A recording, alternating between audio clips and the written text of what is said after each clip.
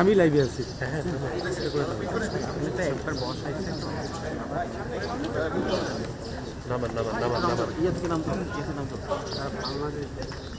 আমি তো ঢুকি ভিতরে, আমি লাইভে আছি। ঠিক আছে, ঠিক আছে।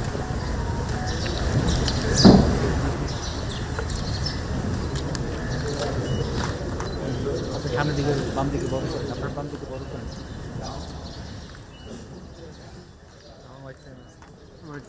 আরেকটু ধরে না, আবার ঢুকে যাবে।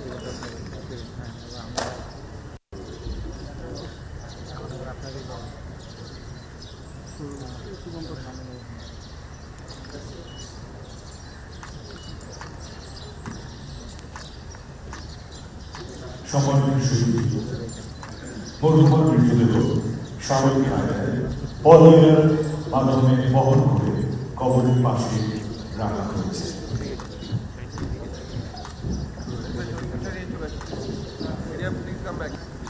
ঠিক আছে, ঠিক আছে।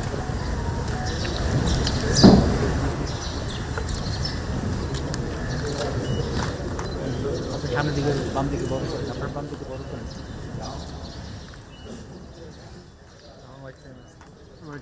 আরেকটু ধরে না, আবার ঢুকে যাবে।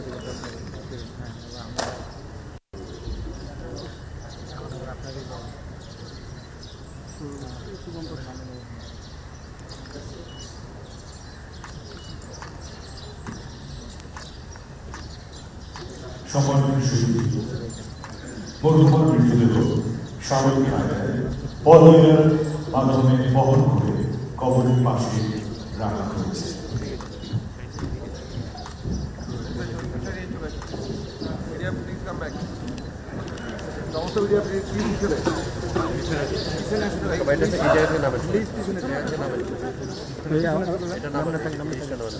আমি কিন্তু লাইভে আছি, লাইভে আছি, আমি লাইভে আছি।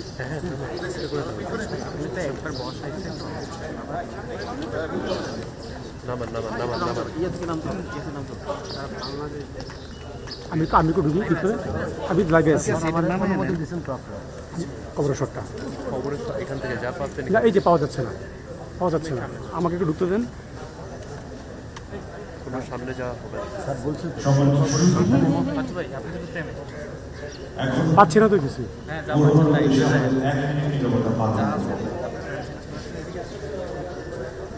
নিরবতা পালনের পর আমরা দাফন কার্য সম্পাদন করছি।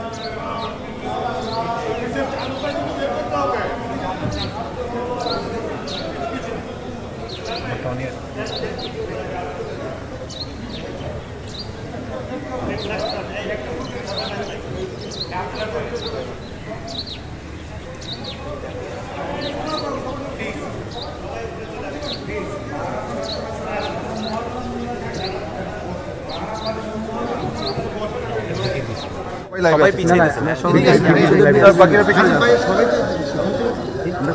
যান। আমি কে স্যার কাইন্ডলি পিছনে যান, আপনি এদিকে আসেন, আপনি লাইভে না, শুধু বিটিভি লাইভ। হ্যাঁ কাইন্ডলি পিছনে আচ্ছা বাবু, আপনারা এখানে লাইভ করতে করতে নিয়ে আসছেন ভাই, আপনি ওইদিকে যান, আপনি ওইদিকে যান, পিছনে যান, আপনি সবাই এখানে আপনি বিটিভি আচ্ছা আপনি পিছনে যান, একটু ওইদিকে যান, ওইদিকে যান, ওইদিকে চাপেন, ওইদিকে চাপেন। এই পিছনে যেতে বলতে হ্যাঁ সোশ্যাল মোমেন্ট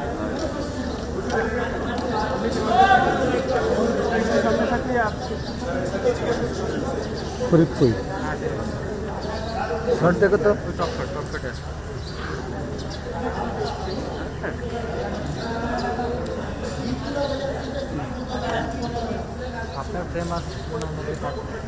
তাহলে কি ডাইনামো যাবো?